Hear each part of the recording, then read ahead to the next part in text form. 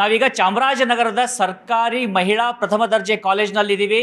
ನನ್ನ ದೇಶ ನನ್ನ ಮತದ ವಿಚಾರವಾಗಿ ಅದ್ಭುತವಾಗಿರ್ತಕ್ಕಂಥ ವಿಚಾರಗಳನ್ನ ಇಲ್ಲಿಯ ವಿದ್ಯಾರ್ಥಿನಿಯರು ಪ್ರಸ್ತುತವನ್ನು ಪಡಿಸ್ತಾ ಇದ್ದಾರೆ. ಸೊ ನಾವೆಲ್ಲ ಹೇಳೋದೀಗ ಏನಂದ್ರೆ ನನ್ನ ದೇಶ ನನ್ನ ದೇಶ ನನ್ನ ದೇಶ. ಫಸ್ಟ್ ಟೈಮ್ ವೋಟ್ ಹಾಕೋ ಟೈಮಲ್ಲಿ ನೀವು ಏನನ್ನ ಗಮನಿಸ್ತೀರಿ? ನಾನು ದೇಶದ ಹಿತ ಬಯಸ್ತೀನಿ, ಮತ್ತು ಅದು ಅಭಿವೃದ್ಧಿ ಹೊಂದುತ್ತಿರುವ ರಾಷ್ಟ್ರ ಆಗಿದೆ. ಸೊ ಅದು ಇನ್ನೂ ಬೆಳೀತಾ ಇರಲಿ, ಮತ್ತು ನಮ್ಮ ದೇಶ ಟಾಪ್ ಒನ್ ಇರಲಿ ಅಂತ ನಾನು ಬಯಸ್ತಾ ಇದ್ದೀನಿ. ಈಗ ಒಂದು ದೇಶ ಟಾಪ್ ಒನ್ ಆಗೋಂಥದ್ದು, ಈಗ ನೀವು ಒಬ್ಬ ವಿದ್ಯಾರ್ಥಿನಿ ಆಗಿದ್ದೀರಿ, ಈಗ ಜಸ್ಟ್ ಜಾಬ್ಗೆ ಶುರು ಮಾಡ್ತೀರಿ ಅಥವಾ ನಿಮ್ಮ ಡಿಗ್ರಿ ಕಂಪ್ಲೀಟ್ ಮಾಡ್ತೀರಿ, ನಿಮಗಿರ್ತಕ್ಕಂಥ ಕನಸು ಏನು? ಆ ಕನಸನ್ನು ಬರುವಂಥ ಸರ್ಕಾರ ಈಡೇರಿಸುತ್ತಾ? ಮುಂದೆ ಬರ್ಬೋದು ಆಗ ಸರ್ಕಾರ. ಯಾಕಂದರೆ ಈ ಎಲೆಕ್ಷನಲ್ಲಿ ಅಂತಂದರೆ ಜನಗಳಿಗೆಲ್ಲ ಫ್ರೀ ಆಗಿಬಿಟ್ಟು ರಾಜ್ಯ ಎಲ್ಲ ಸಾಲದಲ್ಲಿ ಸಿಕ್ಕಾಕೊಬಿಟ್ಟಿದ್ದಾರೆ. ಸೊ ಮುಂದೆ ಬರೋ ಸರ್ಕಾರ ನಮ್ಮ ಯೂತ್ಸ್ಗೆ ಹೆಲ್ಪ್ ಆಗುತ್ತೆ ಅಂತ ಅಂದ್ಕೊಂಡಿದ್ದೀನಿ. ಈಗ ನಿಮ್ಮನ್ನೇ ಸಂಸದರು ಮಾಡ್ಬೇಕಂತ ಡಿಸೈಡ್ ಮಾಡ್ತಾರೆ, ನೀವು ಎಲೆಕ್ಷನ್ ನಿಂದ ಸಂಸದೆ ಆಗ್ತೀರಾ, ನೀವು ಮಾಡುವಂಥ ಕೆಲಸ ಏನು? ನಮ್ಮ ರಾಜ್ಯದಲ್ಲಿ ಯಾರ್ಯಾರು ಬಡವರಿದ್ದಾರೆ ಅವ್ರನ್ನ ನಾನು ಸ್ವಲ್ಪ ಬೆಳೆಸೋಕ್ಕೆ ಹೆಲ್ಪ್ ಮಾಡ್ತೀನಿ. ಖಂಡಿತವಾಗಿ. ಈಗ ಇವ್ರು ನೋಡಿ, ಇವ್ರು ಹೇಳಿದ್ರಲ್ಲ ತಮ್ಮ ಅಭಿಪ್ರಾಯವನ್ನು ಹಂಚಿಕೊಂಡ್ರು, ಹಾಗೆ ಈಗ ನಿಮ್ಮ ವಿಚಾರಕ್ಕೆ ಬಂದಾಗ ನೀವು ಯಾವ ರೀತಿಯಾದಂಥ ಸರ್ಕಾರವನ್ನು ಬಯಸ್ತೀರಾ? ಸರ್, ಪ್ರತಿಯೊಂದು ಓಟು ಕೂಡ ಒಂದು ವ್ಯಾಲ್ಯೂ ಇರುತ್ತೆ, ಮತ್ತು ನಮ್ಮ ದೇಶ ಅಭಿವೃದ್ಧಿ ಹೊಂದಬೇಕು ಅಂದರೆ ಆ ಮತ ವ್ಯಾಲ್ಯೂ ಪಡ್ಕೊಂಡಿರುತ್ತೆ. ಸೊ ಈಗ ಫಸ್ಟ್ ಟೈಮ್ ವೋಟ್ ಹಾಕ್ತಿದ್ದೀರಲ್ಲ, ಆ ಎಕ್ಸೈಟ್ಮೆಂಟ್ ಏನಿದೆ ನಿಮ್ಗೆ? ಅಂದರೆ ನೀವು ಯಾವ ರೀತಿಯಾಗಿ ವೋಟ್ ಹಾಕಬೇಕು, ಹೇಗೆ ಏನಾದ್ರು ಕಲ್ಪನೆ ಮಾಡ್ಕೊಂಡಿದ್ದೀರಾ? ಸರ್, ಫಸ್ಟ್ ಟೈಮ್ ಆಗ್ತಿರೋದು. ನನ್ನ ನೋಟು ಒಬ್ರಿಗೆ ಒಂದು ಹೋಟ್ಲು ಒಬ್ಬರು ಕಳ್ಕೊಂಡಿರ್ತಾರೆ. ಸೊ ಇದು ಯೂಸ್ ಆಗುತ್ತೆ ಅಂದ್ಕೊಂಡಿದ್ದೀನಿ ಸರ್. ಸೊ ಈಗ ಇವರು ಯೋಚನೆ ಮಾಡಿ ವೋಟ್ ಹಾಕ್ತೀನಿ ಅಂತಾರೆ. ಈಗ ನೀವು ವೋಟ್ ಹಾಕ್ಬೇಕಂತ ಸಂದರ್ಭ ಬಂದರೆ ನಿಮಗೆ ಯಾರು ಇಷ್ಟ ಆಗ್ತಾರೆ ಅವ್ರಿಗೆ ವೋಟ್ ಹಾಕ್ತೀರಾ ಅಥವಾ ಮನೆಯಲ್ಲಿ ಇಂಥವ್ರಿಗೆ ಅನ್ನೋರ್ಗೆ ಹಾಕ್ತೀರಾ? ನಮಗೆ ಯಾರು ಕರೆಕ್ಟಾಗಿ ನಿಭಾಯಿಸ್ತಾರೆ ಸರ್ಕಾರನ, ಯಾರು ಚೆನ್ನಾಗಿ ನಿಭಾಯಿಸ್ತಾರೆ ಅಂಥವ್ರಿಗೆ ಓಟ್ ಹಾಕಬೇಕು. ಬೇರೆಯವ್ರು ಹೇಳ್ತಾರೆ ಇವ್ರಿಗೆ ಹಾಕು ಅವ್ರಿಗೆ ಹಾಕು, ಅದಲ್ಲ. ಅವರು ಹಿಂದೆ ಏನು ಮಾಡಿದ್ದಾರೆ ಅದನ್ನು ಆಲೋಚನೆ ಮಾಡಿ, ಅವ್ರು ಏನು ಮಾಡ್ತೀನಿ ಅಂತ ಭರವಸೆ ಕೊಟ್ಟು ಮಾಡಿಲ್ವೋ ಅದನ್ನು ಯೋಚನೆ ಮಾಡಿ ಇನ್ನೊಬ್ರಿಗೆ ಚಾನ್ಸ್ ಕೊಡಬೇಕು. ಅವ್ರೇನಾದ್ರು ಅದರಲ್ಲಿ ಮುಂದುವರಿಸ್ತಾರಾ ಅಥವಾ ಬೇರೆ ಏನು ಅಂತ ಅವ್ರಿಗೆ ಚಾನ್ಸ್ ಕೊಡಬೇಕು ಸರ್. ಈಗ ಕೇಂದ್ರ ಸರ್ಕಾರ ಅಂತ ಬಂದಾಗ ಒಂದು ಅಲ್ಲಿ ಪ್ರಮುಖವಾಗಿರ್ತಕ್ಕಂಥ ಪ್ರಧಾನಿ ಯಾರಾಗ್ತಾರೆ ಅದೆಲ್ಲ ಮುಖ್ಯ ಆಗುತ್ತಾ, ಅಥವಾ ಇಲ್ಲಿ ಲೋಕಲ್ ಅಭ್ಯರ್ಥಿಗಳು ಯಾರಿದ್ದಾರೆ ಅದು ಮುಖ್ಯ ಆಗುತ್ತಾ? ಸರ್, ಎರಡು ಮುಖ್ಯ ಆಗುತ್ತೆ ಸರ್. ಮೇಲ್ಗಡೆ ಅಕಸ್ಮಾತ್ ಅವರು ಕರೆಕ್ಟಾಗಿ ನಿಭಾಯಿಸ್ತಾರೆ, ಆದರೆ ಅವ್ರು ಕೆಳಗಡೆ ಇರೋರು ಕರೆಕ್ಟಾಗಿ ನಿಭಾಯಿಸೋದಿಲ್ಲ. ಈ ಕೆಳಗಡೆ ಇರೋರು ಏನು ಹೇಳ್ತಾರೆ, ಮೇಲ್ಗಡೆ ಇರೋರಿಗೆ ನಾವು ಏನು ಮಾಡಿದ್ರು ಗೊತ್ತಾಗೋದಿಲ್ಲ, ನಾವು ಯಾವ ಥರ ಬೇಕಾದರೂ ಇದು ಮಾಡ್ಬೋದು. ಜನಗಳಿಗೆ ನಾವು ನಿಮಗೆ ಈ ಥರ ಮೀಸಲಾತಿ ಕೊಡ್ತೀವಿ, ಇಷ್ಟು % ಫ್ರೀ ಬಸ್ ಮಾಡ್ತೀವಿ, ಅಥವಾ ಬೇರೆ ಏನಾದರೂ ಹೇಳಿ ಓಟ್ ಹಾಕಿಸ್ಕೋತಾರೆ. ಆದರೆ ಓಟ್ ಹಾಕಿಸ್ಮೇಲೆ ಈ ಥರ ಮಾಡಿಲ್ಲ ನೀವು ಅಂತಂದರೆ ಮಾಡ್ತೀವಿ ಅಂತ ಇದು ಮಾಡ್ತಾರೆ. ಆದರೆ ನಾವು ಅದನ್ನು ಮೇಲ್ಗಡೆ ಇರೋರಿಗೆ ನಾವು ತಿಳಿಸೋದಕ್ಕೆ ಹೋಗೋದಿಲ್ಲ. ಮೇಲಧಿಕಾರಿಗಳಿಗೆ ಹೋದರೆ ಅವರು ಬೇರೆ ಏನಾದರೂ ಹೇಳ್ತಾರೋ ಅಥವಾ ಭಯದಿಂದ ನಾವು ಯಾರಿಗೂ ಕೂಡ ಹೇಳೋದಿಲ್ಲ. ಆ ಥರ ಇದಾಗುತ್ತೆ ಸರ್. ಹಾಗಾಗಿ ಎರಡು ಕಡೆನೂ ತುಂಬ ಸ್ಟ್ರಾಂಗ್ ಆಗಿರೋ ಕ್ಯಾಂಡಿಡೇಟ್ನ ಆಯ್ಕೆ ಮಾಡಬೇಕಾಗುತ್ತೆ ಸರ್. ನೀವು ಈಗ ಫಸ್ಟ್ ಟೈಮ್ ವೋಟ್ ಹಾಕ್ತಿದ್ದೀರಲ್ಲ, ಆ ಎಕ್ಸೈಟ್ಮೆಂಟ್ ಹೇಗಿದೆ? ಸರ್, ಭಾರತದ ಪ್ರಜೆಯಾಗಿ ನಮಗೆ ನೀಡಿರೋಂಥ ಹಕ್ಕು ಮತದಾನದ ಹಕ್ಕು. ನಾವು ಸೂಕ್ತವಾದಂಥ ಅಭ್ಯರ್ಥಿನ ಆಯ್ಕೆ ಮಾಡಬೇಕು ಸರ್. ಭ್ರಷ್ಟಕ್ಕೆ ಒಳಗಾಗಿರೋ ರಾಜಕಾರಣಿಗಳನ್ನ ಆಯ್ಕೆ ಮಾಡಬಾರ್ದು. ಒಳ್ಳೆ ಬಡವರಿಗೆ ಮತ್ತು ಶಿಕ್ಷಣ ಕೊಡಿಸೋ ಅಭ್ಯರ್ಥಿನ ಆಯ್ಕೆ ಮಾಡಿದ್ರೆ ಇದು ಬಡವ ಮಕ್ಕಳೆಲ್ಲ ಉನ್ನತ ಶಿಕ್ಷಣ ಪಡೆದು ಒಳ್ಳೆ ಉದ್ಯೋಗ ಗಳಿಸ್ಕೊಳ್ತಾರೆ ಸರ್. ಈಗ ನೀವೇ ಸಂಸದೆ ಆದರೆ ಏನು ಮಾಡ್ತೀರಿ? ಮೊದಲು ಎಲ್ರಿಗೂ ಸಮಾನ ಶಿಕ್ಷಣ ಕೊಡಿಸ್ಬೇಕು ಸರ್. ಮತ್ತು ಯಾರು ಆರ್ಥಿಕವಾಗಿ ಹಿಂದುಳಿತಾರೋ ಅವ್ರನ್ನ ಮುಂದುವರಿಸ್ಬೇಕು ಸರ್. ಭ್ರಷ್ಟನ ಮುಕ್ತ ಮಾಡಬೇಕು. ಫಸ್ಟ್ ಟೈಮ್ ವೋಟ್ ಹಾಕ್ತಿದ್ದೀರಲ್ಲ, ನಿಮ್ಮ ಒಂದು ಥಿಂಕಿಂಗ್ ಏನಿರುತ್ತೆ, ಯಾವ ರೀತಿಯಾಗಿ ಥಿಂಕ್ ಮಾಡ್ತಿರೋವಂಥದ್ದು? ಸರ್, ಅಕ್ಕ ಹೇಳ್ದಂಗೆ ಸಮಾನ ಶಿಕ್ಷಣ ಬೇಕು. ಮತ್ತು ಇವಾಗ ಹುಡುಗಿರ್ಗಲ್ವೇ ಎಲ್ಲ ಕಡೆ ಮೀಸಲಾತಿ ಇರೋದು. ಡಿಗ್ರಿ ಮುಗ್ದಾದ್ಮೇಲೆ ಮಾಸ್ಟರ್ಸ್ ಮುಗ್ದಾದ್ಮೇಲೆ ಮುಂದೆ ಏನೋ ಅಂತ ಇರುತ್ತಲ್ಲ, ಆ ಥರ ಹಣ ಇಲ್ಲದೆ ಬಡವ್ರು ಇರ್ತಾರಲ್ಲ ಅವ್ರಿಗೆಲ್ಲ ಒಳ್ಳೇದಾಗಲಿ ಅಂತಂತ. ಈಗ ನೀವು ಇಲ್ಲಿ ಪ್ರೆಸೆಂಟಾಗಿ ಚಾಮರಾಜನಗರ ಜಿಲ್ಲೆಯಲ್ಲಿ ಇರ್ತಕ್ಕಂಥವ್ರು ಈ ಒಂದು ಲೋಕಸಭಾ ಕಾನ್ಸ್ಟಿಟ್ಯೂನ್ಸಿಯಲ್ಲಿ ಇದ್ದೀರಾ.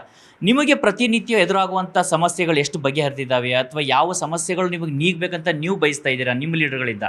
ಇವಾಗ ಬಸ್ ಫ್ರೀ ಮಾಡಿದ್ದಾರೆ ಅಲ್ವಾ ಸರ್, ಒಬ್ಬೊಬ್ರಿಗೆ ಒಳ್ಳೇದಾಗುತ್ತೆ, ಒಬ್ಬೊಬ್ರಿಗೆ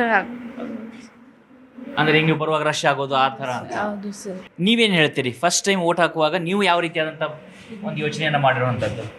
ಸರ್ ಇವಾಗ ಪಿ ಯು ಸಿ ಆಗಲಿ ಯಾವುದೇ ಇದಾದರೂ ಕೂಡ ಕೆಲಸ ಇಲ್ಲದೆ ಮನೆಗಳಲ್ಲಿ ಇಳ್ದಿರ್ತಾರೆ ಸರ್. ಒಂದು ಕೆಲಸ ತಗೋಬೇಕು ಅಂದರೆ ಇವಾಗ ಅಮೌಂಟ್ ಕೇಳಿ ಒಂದು ಇದು ಶಿಕ್ಷಣ ಇದು ಮಾಡ್ತಾರೆ ಸರ್. ಅದರಿಂದ ಮಕ್ಕಳಿಗೆ ಆಗಲಿ ಯಾರಿಗೇ ಆಗಲಿ ದೊಡ್ಡವ್ರಿಗೆ ಆಗಲಿ ಚಿಕ್ಕವ್ರಿಗೆ ಆಗಲಿ ಅವ್ರಿಗೆ ಓದ್ಮೇಲೆ ಒಂದು ಕೆಲಸ ಅಂತ ಸಿಗಬೇಕು ಸರ್. ಅದರಿಂದ ಒಂದು ಸ್ವಲ್ಪ ಓಟ್ ಹಾಕೋಕ್ಕೆ ಇದಂತ. ಸೊ ಉದ್ಯೋಗ ಮುಖ್ಯ ಅಂತ ನೀವು ಹೇಳ್ತಾ ಇರುವಂಥದ್ದು. ಇವರು ಕೂಡ ಉತ್ತಮವಾದಂಥ ಒಂದು ಪಾಯಿಂಟನ್ನು ಹೇಳಿರುವಂಥದ್ದು. ಈಗ ಸಾಕಷ್ಟು ಬಾರಿ ಏನಾಗುತ್ತೆ ನಿಮಗೆ, ಒಂದು ಕಡೆ ಉದ್ಯೋಗ, ಇನ್ನೊಂದು ಕಡೆ ಓನ್ ಬಿಸ್ನೆಸ್ ಶುರು ಮಾಡುವಂಥದ್ದು, ಸ್ಟಾರ್ಟಪ್ ಅಂತ ಇದೆ. ಈ ಅವಕಾಶಗಳ ವಿಚಾರ ಬಂದಾಗ ಬೆಂಗಳೂರಲ್ಲಿ ಸಿಗುವಂಥ ಫೆಸಿಲಿಟಿಗಳು ಚಾಮರಾಜನಗರದ ವಿದ್ಯಾರ್ಥಿಗಳಿಗೂ ಸಿಗುತ್ತಾ? ಆ ಸಿಗುವಂಥ ಸಂದರ್ಭ ಬಂದರೆ ನೀವು ಯಾವುದನ್ನು ನಿಮ್ಮ ಲೀಡರ್ಗೆ ಹೇಳುವಂಥದ್ದು? ಸರ್, ಉತ್ತಮವಾದ ಶಿಕ್ಷಣ ಮತ್ತು ಒಳ್ಳೆ ಕಾಲೇಜು, ಶಿಕ್ಷಣ ಮತ್ತು ಟೀಚರ್ಸ್ ಎಲ್ಲ ಉತ್ತಮವಾದ ಕೊಟ್ಟರೆ ಮಕ್ಕಳು ಚೆನ್ನಾಗಿ ಓದ್ತಾರೆ ಅಂತ. ನೀವು ಓಟ್ ಹಾಕುವಂಥ ಸಂದರ್ಭ ಬಂದಾಗ ನಿಮ್ಮ ಲೀಡರಿಂದ ನೀವು ಏನು ಬಯಸ್ತೀರಿ? ಸರ್, ಎಲ್ಲರಿಗೂ ಒಳ್ಳೇದು ಮಾಡಬೇಕು. ಅವರು ಗೆಲ್ಲೋದು ಮುಖ್ಯ ಅಲ್ಲ ಸರ್. ನಾಳೆ ದಿನ ಜನರಿಂದ ಅವರು ಒಳ್ಳೆ ಸಲಹೆ ಏನೇ ಆದರೂ ಒಳ್ಳೆ ವ್ಯಕ್ತಿತ್ವ ಪಡ್ಕೊಂಡ್ರೆ ಅವರು ನಾಳೆ ದಿನ ಬೇರೆ ಒಂದು ಓಟು ಎಲೆಕ್ಷನ್ ನಿಂತ್ಕೊಂಡ್ರು ಅವರಿಗೆ ಸಹಾಯ ಮಾಡೋ ಅಂಥ ಜನಗಳನ್ನ ಪಡಿಬೇಕು ಸರ್ ಸರ್ಕಾರ. ಈಗ ಒಳ್ಳೆ ವ್ಯಕ್ತಿ ಅಂದರೆ ಬೆಳಗ್ಗಿಂದ ಸಂಜೆವರು ಮನೆಯಲ್ಲೇ ಇರ್ತಾರೆ, ಹೋದವರು ಎಲ್ರಿಗೂ ಮಾತಾಡ್ತಾರೆ, ಟೀ ಕಾಫಿನೂ ಕೊಡಿಸ್ತಾರೆ, ಸಾಕು, ಅಷ್ಟೇ ಒಳ್ಳೆ ವ್ಯಕ್ತಿ. ಅವ್ರು ಏನೂ ಕೆಟ್ಟದ್ದು ಮಾಡಲ್ಲ, ಅಷ್ಟು ಸಾಕಾಗತ್ತಾ? ಇಲ್ಲ ಸರ್, ಸರ್ಕಾರಕ್ಕೆ ಒಳ್ಳೇದು ಮಾಡಬೇಕು ಸರ್. ಏನು ಒಳ್ಳೇದು ಮಾಡಬೇಕು ಸರ್, ಮೊದಲಾಗಿ ಕಾಲೇಜಲ್ಲೆಲ್ಲ ವಿದ್ಯಾರ್ಥಿಗಳಿಗೆ ಏನೇ ಸೌಲಭ್ಯ ಇದ್ದರೂ ಮಾಡಿಕೊಡ್ಬೇಕು ಸರ್. ಏನೇ ಕಷ್ಟ ಕಾರ್ಯಗಳಿದ್ರು ಬಡವ್ರಿಗೆ ಹೆಲ್ಪ್ ಮಾಡಬೇಕು ಸರ್, ಅಷ್ಟೇ ಸರ್. ಸೊ ಈಗ ಒಂದು ಕಡೆ ಹೆಲ್ಪ್ ಮಾಡುವಂಥದ್ದು, ಇನ್ನೊಂದು ಕಡೆ ಆ ಬಡತನವನ್ನು ನೀಗಿಸೋಕೆ ಮಾಡುವಂಥ ಪ್ರಯತ್ನಗಳು. ಈಗ ನೀವು ಸಂಸದೆ ಆದರೆ ನೀವು ಯಾವ ಪ್ರಮುಖವಾಗಿರ್ತಕ್ಕಂಥ ವಿಚಾರಗಳನ್ನ ಜಾರಿಗೆ ತರ್ತೀರಾ? ಸರ್, ನಾನು ಏನೂ ಇಲ್ಲ ಅಂದರೆ ಇವಾಗ ಸ್ಟೂಡೆಂಟ್ಗಳಿಗೆ ಹೆಲ್ಪ್ ಆಗುವಂಥ ಸ್ಕಾಲರ್ಶಿಪ್ಗಳನ್ನೆಲ್ಲ ಜಾರಿಗೆ ತರೋದು, ಅವ್ರಿಗೆ ಹೆಲ್ಪ್ ಆಗುವಂಥ ಯಾವುದೇ ರೀತಿಯ ಆರ್ಥಿಕ ರೀತಿಯಲ್ಲಿ ಸಹಾಯ ಮಾಡುವಂಥದ್ದು, ಅವ್ರ ಎಜುಕೇಷನ್ ಮುಂದುವರ್ಸೋಕ್ಕೋಸ್ಕರ ಅವ್ರಿಗೆ ಸರ್ಕಾರದಿಂದ ಅನುದಾನಗಳನ್ನ ನೀಡೋದು ಸರ್. ಸೊ ಈಗ ನೀವು ವೋಟ್ ಹಾಕೋಕ್ಕೆ ಹೋಗ್ತಿರಲ್ಲ, ಈ ಕ್ವಾಲಿಟಿ ನಿಮ್ಮ ಲೀಡರಲ್ಲಿ ಇದೆಯಾ ಇಲ್ವಾ ಅಂತ ಹೇಗೆ ಗುರುತಿಸ್ತೀರಿ? ಸರ್, ಅಂದರೆ ಅವರು ಹಿಂದೆ ಮಾಡಿದಂತಹ ಸೇವೆಯಲ್ಲಿ ನೋಡಿಕೊಂಡು ಅವರ ವ್ಯಕ್ತಿತ್ವ ನೋಡಿಕೊಂಡು ನಾವು ಓಟ್ ಹಾಕೋದು ಅಂತ ಹೇಳಿದ್ವಿ ಸರ್. ಸೊ ಆ ಮೂಲಕವಾಗಿ ನನ್ನ ದೇಶ ನನ್ನ ಮತ ಅಂತೇಳಿ ನೀವು ಹೇಳ್ತೀರಿ. ನೀವು ಯಾವ ರೀತಿಯಾದಂಥ ಲೀಡರನ್ನು ಬಯಸುವಂಥದ್ದು? ನೀವು ವೋಟ್ ಹಾಕುವಾಗ ಏನನ್ನ ಯೋಚನೆ ಮಾಡ್ತೀರಿ ಫಸ್ಟ್ ಟೈಮ್ ವೋಟ್ ಮಾಡುವಾಗ? ಸರ್, ಫಸ್ಟ್ ಟೈಮ್ ವೋಟ್ ಮಾಡಬೇಕಿದ್ರೆ ಹೋದ ಸರ್ಕಾರ ಹೆಂಗಿದೆ ಅಂತ ಅದ್ರ ಮೇಲೆ ನೋಡ್ಬಿಟ್ಟು ಡಿಪೆಂಡ್ ಆಗಬೇಕು ಸರ್. ಇವಾಗ ಬರೋ ಸರ್ಕಾರಕ್ಕಿಂತ ಹೋದ ಸರ್ಕಾರ ಏನು ಹೆಲ್ಪ್ ಮಾಡಿದೆ ಜನರಿಗೆ, ಏನೇನು ಯೂತ್ಸ್ಗೆ ಏನೇನು ಹೆಲ್ಪ್ ಮಾಡುತ್ತೆ ಅದ್ರ ಮೇಲೆ ಹೋಗುತ್ತೆ ಸರ್. ಸೊ ಈಗ ನೀವು ಹೆಲ್ಪ್ ಅಂತ ನೀವು ಕೂಡ ಬಳಸಿದ್ರಿ. ಯೂತ್ಗೆ ಹೆಲ್ಪ್ ಮಾಡ್ಬೇಕಂದ್ರೆ ಏನು ಮಾಡಬೇಕು? ಯೂತ್ ಅಂದರೆ ಬಡವ್ರಿಗೆ ಅದೇ ಅವ್ರು ಹೇಳ್ದಂಗೆ ಸ್ಕಾಲರ್ಶಿಪ್ ಯೂಸ್ ಆಗಬೇಕು ಸರ್. ಅಂದರೆ ಸ್ಟೂಡೆಂಟ್ಗೆ ಎಕ್ಸ್ಪೆಷಲಿ ಹೇಳ್ತಿರೋದು, ಸ್ಟೂಡೆಂಟ್ಗೆ ಕಾಲೇಜ್ಗೆ ಆಮೇಲೆ ಚೆನ್ನಾಗಿರೋ ಕಾಲೇಜ್ ಇರಬೇಕು ಸರ್. ಅದಲ್ಲದೆ ಹಾಸ್ಟೆಲ್ಗಳ ವ್ಯವಸ್ಥೆ ಇರಬೇಕು ಸರ್. ಫುಡ್ ಆಗಲಿ ಎಲ್ಲ ಥರದಲ್ಲೂ ಒಳ್ಳೆಯದಾಗಿರಬೇಕು ಸರ್. ಸೊ ನೀವು ವಿದ್ಯಾರ್ಥಿಗೆ ಯಾವ ರೀತಿಯಾದಂಥ ಸಹಾಯ ಬೇಕು ಅನ್ನೋಂಥ ದೃಷ್ಟಿಯಲ್ಲಿ ನೀವು ಹೇಳ್ತಾ ಇರುವಂಥದ್ದು. ಇದನ್ನು ಹೊರತುಪಡಿಸಿ ಕೂಡ ನೋಡೋದಾದರೆ ನಿಮ್ಮ ಪ್ರಮುಖವಾಗಿರ್ತಕ್ಕಂಥ ವಿಚಾರ ಏನಿರುತ್ತೆ ನಿಮ್ಮ ಒಬ್ಬ ಸಂಸದರನ್ನು ಆಯ್ಕೆ ಮಾಡುವಾಗ? ಒಳ್ಳೆ ನಾಯಕರನ್ನ ಆಯ್ಕೆ ಮಾಡಬೇಕು ಸರ್. ಅದೇ, ಈಗ ಒಳ್ಳೆ ನಾಯಕರು ಅನ್ನೋದು ಎಲ್ಲ ಒಳ್ಳೆಯವ್ರು ಜಗತ್ತು ಒಳ್ಳೇದಿರಬೇಕು, ಎಲ್ಲ ಒಳ್ಳೇದಿರಬೇಕು ಅಂದರೆ ಹೆಂಗಾಗುತ್ತೆ? ನೀವು ಅದನ್ನು ಒಳ್ಳೆಯದನ್ನು ಹೆಂಗೆ ಗುರುತಿಸ್ತೀರಿ? ಅವ್ರು ಮಾಡಿರೋ ಕೆಲಸದಿಂದ. ಈಗ ಹೊಸಬರು ಬಂದವ್ರಿಗೆ ಅಂದರೆ ಅವ್ರಿಗೂ ಆಪರ್ಚುನಿಟಿ ಕೊಡಬೇಕು ಸರ್. ಅವಾಗ ನೀವು ಆಪರ್ಚುನಿಟಿ ಕೊಡುವಾಗ ಏನು ನೋಡ್ತೀರಿ ನಿಮ್ಮ ಲೀಡರಲ್ಲಿ? ಅವ್ರು ಮಾಡಿರೋ ಕೆಲಸ. ಎಲ್ಲ ಸ್ಟೂಡೆಂಟ್ಸ್ ಬಗ್ಗೆ ಆ ಥರ ಬಗ್ಗೆ ಮಾತಾಡಿದ್ರು. ಮತ್ತು ಕೃಷಿ ಬಗ್ಗೆ ಮತ್ತು ನಮ್ಮ ಬೆಳಗ್ಗೆ ಹೊತ್ತು ಮಾಡೋ ಪೌರ ಕಾರ್ಮಿಕರ ಬಗ್ಗೆನೂ ಹೇಳಬೇಕು ಅವ್ರಿಗೂ. ಯಾಕೆಂದರೆ ಅವರು ಬೆಳಗ್ಗೆ ಅಷ್ಟೆಲ್ಲ ಮಾಡಿ ಅವ್ರಿಗೂ ಕೆಲವು ಸೇವೆಗಳು ಸಲ್ಲಿಸ್ತಿಲ್ಲ ಸರ್ಕಾರದಿಂದ. ಅದಕ್ಕೆ ಅವರ ಕುಟುಂಬದವ್ರಿಗೂ ಸಹ ಸಮಸ್ಯೆಗಳಿರ್ತದೆ. ಅದರಿಂದ ಅವ್ರ ಪರವಾಗಿ ಮಾತಾಡ್ತೀನಿ. ಮತ್ತು ಕೆಲವು ಕೃಷಿಗಳಲ್ಲಿ ಅಂದರೆ ಸಾಲ ಮಾಡಿರ್ತಾರೆ, ಅದರಿಂದ ಕೆಲವ್ರಿಗೆ ಒಂದು ಎಜುಕೇಷನ್ಸ್ ಇರೋಲ್ಲ ಮಕ್ಕಳುಗಳಿಗೆ. ಅದರಿಂದ ಕೃಷಿ ಜನಾಂಗದವ್ರಿಗೂ ಸ್ವಲ್ಪ ಸರ್ಕಾರದಿಂದ ಹೆಲ್ಪ್ ಆಗಬೇಕು. ಮತ್ತು ನಾವು ಆಯ್ಕೆ ಮಾಡುವಾಗ ಸ್ವಲ್ಪ ಸರಿಯಾದ ರೀತಿಯಲ್ಲಿ ಆಯ್ಕೆ ಮಾಡ್ಕೋಬೇಕು. ಅವ್ರು ಕೊಟ್ಟಿರೋ ಭರವಸೆ ಮೇಲೆ ನಾವು ಆಯ್ಕೆ ಮಾಡಿರ್ತೀವಿ, ಬಟ್ ಅವರು ಯಾವುದು ನೆರವೇರಿಸಲ್ಲ. ಅದರಿಂದ ನಾವು ಯಾವುದೇ ಪಕ್ಷಗಳಿರುತ್ತೆ ಅದರಿಂದ ನಾವು ಆಯ್ಕೆ ಮಾಡಬೇಕು ಅಂತ. ಪೌರ ಕಾರ್ಮಿಕರ ಮಕ್ಕಳಂದರೆ ಸರ್, ಈಗ ಅವರು ಕುಟುಂಬದಾಗಿ ಇದು ಮಾಡ್ತಾ ಇರ್ತಾರೆ. ಅದರಿಂದ ಕೆಲವು ಮಕ್ಕಳಿಗೆ ಅವ್ರು ಮಾಡೋ ಕೆಲಸದಲ್ಲಿ ಸ್ವಲ್ಪ ಕೆಲವ್ರಿಗೆ ಹಣಕಾಸಿನ ವ್ಯವಸ್ಥೆ ಆಗಿರ್ಬೋದು. ಮತ್ತು ಕೆಲವರು ಒಂದು ಕುಟುಂಬದಲ್ಲಿ ಕೆಲವರು ಎಷ್ಟೋ ಜನ ಪುರುಷರೇ ಸತ್ತೋಗಿರ್ತಾರೆ, ಮತ್ತು ತಾಯಿನೇ ಎಲ್ಲ ನೋಡಬೇಕಾಗಿರುತ್ತೆ. ಅದರಿಂದ ಪೌರ ಕಾರ್ಮಿಕರಿಗಿರುವಂಥ ಎಲ್ಲ ಫೆಸಿಲಿಟಿಗಳು ಸ್ವಲ್ಪ ಸರ್ಕಾರದಿಂದ ದೊರಕಬೇಕು ಅಂತ ಇಚ್ಛಿಸ್ತೀನಿ ಸರ್. ತುಂಬ ಉತ್ತಮವಾದಂಥ ವಿಷಯವನ್ನು ಪ್ರಸ್ತಾಪ ಮಾಡಿದ್ದಾರೆ. ಇವರು ಕ್ಲಾಪ್ಸ್ ಬರಲಿ. ಸೊ ಹೀಗೆ ಒಂದೊಂದು ವಿಚಾರಗಳನ್ನ ನೀವು ದೈನಂದಿನವಾಗಿ ನೋಡುವಂಥ ವಿಚಾರಗಳನ್ನ ಹೇಳೋದಾದ್ರೆ ಸರ್ ನಾನು ಹೇಳೋದು ಕೃಷಿ ಬಗ್ಗೆ ಸರ್. ಫಸ್ಟ್ ಆಫ್ ಆಲ್ ಇದೇ ಫಸ್ಟು ಓಟ್ ಹಾಕ್ತಿರೋದು. ಅಂದರೆ ನನ್ನ ಮತ ಈ ಫಸ್ಟ್ ಓಟು ಅಂದರೆ ಬಡವ್ರ ಬಗ್ಗೆ ಹೇಳ್ತೀನಿ ಸರ್. ಫಸ್ಟ್ ಆಫ್ ಆಲು ಅವರು ಬೆಳೆಯನ್ನು ಬೆಳಿಬೇಕಾದ್ರೆ ಅಷ್ಟು ಕಡಿಮೆ ಬಡ್ಡಿಯಿಂದ ಬ್ಯಾಂಕ್ ಅವರು ಅವ್ರಿಗೆ ದುಡ್ಡನ್ನು ಕೊಡಬೇಕು ಅಂತ ಕೇಳ್ಕೊತೀನಿ. ಮತ್ತು ಅವರು ಎಷ್ಟೆಷ್ಟು ಸಾಲ ಮಾಡ್ಕೊಂಡಿರ್ತಾರೆ, ಅದಕ್ಕೆ ಈಗ ಎಲೆಕ್ಷನಲ್ಲಿ ಗುರ್ತಿಟ್ಕೊಂಡಿರ್ತಾರಲ್ಲ ಸರ್, ಅವರು ಒಂದು ಸ್ವಲ್ಪ ಬೆಂಬಲ ಕೊಡಲಿ ಅಂತ ಕೇಳ್ಕೊತೀನಿ. ಸೊ ನೀವು ಕೃಷಿಕರ ಪರವಾಗಿ ಮಾತನಾಡ್ತಾ ಇರುವಂಥದ್ದು. ಈಗ ಕೃಷಿಕರ ಪರವಾಗಿ ಉತ್ತಮವಾದಂಥ ವಿಷಯವನ್ನು ಪ್ರಸ್ತಾಪ ಮಾಡಿದ್ದಾರೆ. ಈಗ ನೀವೇ ಒಂದು ವೇಳೆ ಸಂಸದೆ ಆದರೆ ಯಾವ ರೀತಿಯಾಗಿರ್ತಕ್ಕಂಥ ಕ್ರಮವನ್ನು ತೆಗೆದುಕೊಳ್ಬೇಕು ಅಂತ ಬಯಸ್ತೀರಿ? ನಾನು ಫಸ್ಟ್ ಆಫ್ ಆಲು ಬಡವ್ರ ಬಗ್ಗೆ ಸರ್. ಯಾಕಂದರೆ ಅವರು ಎಷ್ಟೋ ಸಾಲ ಮಾಡ್ಕೊಂಡಿರ್ತಾರೆ, ಮತ್ತು ಅವರು ಬೆಳೆ ಬರಲಿಲ್ಲ ಅಂದರೆ ಒಂದು ಸ್ವಲ್ಪ ಸಾಯೋ ತನಕನೂ ಸ್ಟೇಜಲ್ಲಿ ಇರ್ತಾರೆ ಸರ್. ಅದರಿಂದ ನಾನು ಬಡವ್ರ ಬಗ್ಗೆ ಕೇಳ್ಕೊತೀನಿ ಸರ್. ಸೊ ನಿಮ್ಮ ಮೊದಲ ಮತ ಹಾಕುವಾಗ ಯಾರು ಬಡವರ ಪರ ಇರ್ತಾರೆ, ರೈತರ ಪರವಾಗಿ ಕೆಲಸವನ್ನು ಮಾಡ್ತಾರೆ, ಅಂಥವ್ರನ್ನ ನೀವು ಗಮನದಲ್ಲಿ ಇಟ್ಕೊಳ್ಳುವಂಥದ್ದು. ರೈತರು ಫಸ್ಟ್ ಬೆಳೆ ಬೆಳೀತಾರಲ್ಲ ಸರ್, ಅವ್ರಿಗೆ ಅದ ಒಂದು ಇದಿರಬೇಕು ಸರ್, ಅಮೌಂಟು ಕೊಡ್ತಾ ಇರಬೇಕು. ಅವ್ರಿಗೆ ಎಷ್ಟೇ ಬೆಳೆದ್ರು ಸರ್ ಬೆಳೆಗೆ ತಕ್ಕ ಬೆಲೆ. ಬೆಲೆ ಇರಲ್ಲ ಸರ್, ನಷ್ಟ ಆಯ್ತಿರುತ್ತೆ, ಅವ್ರಿಗೆ ಅವಮಾನ ಅನುಭವಿಸ್ತಾರೆ, ಏನಾರು ಆಗ್ಬೋದು ಸರ್.